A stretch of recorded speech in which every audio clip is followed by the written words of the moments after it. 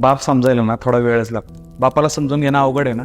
जो बाप आपल्याला तरुणपणे सांगतो बाया हे करू नको, ते करू नको, शिस्तीत राहा, अभ्यासावर फोकस कर, तेव्हा आपल्याला बाप दुश्मन वाटतो. मोठं झाल्यावर कळतं की बापच दोस्त आणि हितचिंतक आहे. करिअर करायला घर सोडतो, बाहेरच्या गावात जातो, करिअर करतो, पहिला पगार हातात येतो.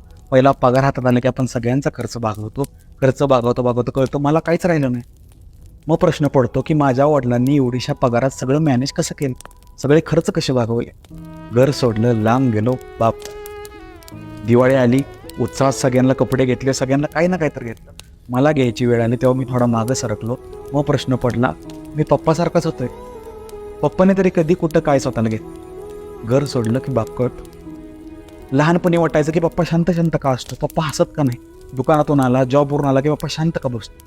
मोठं झाल्यावर त्या प्रश्नांची उत्तरं मिळतात. ज्या सफरिंगमधून, ज्या पेनमधून, ज्या सगळ्या गोष्टीतून तुम्ही आता जाताय, त्या गोष्टीतून 10 पटीनं तुमचा आणि माझा बाप गेले. पण तो कधी व्यक्त झाला नाही, तो फक्त हसत राहिला आणि चालायचंच म्हणतो. आणि बाप चालायचंच म्हणला म्हणून घर चालत राहिलं. बाप कधी व्यक्त होत नाही, तो फक्त हसतो आणि शांत बसतो. मोठं व्हाल तसं बाप समजतो. आज दिवस खास आहे पण बापाचा कुठला असा खास दिवस नसतो. बाप आहे म्हणून प्रत्येक दिवस खास असतो. Happy father's day.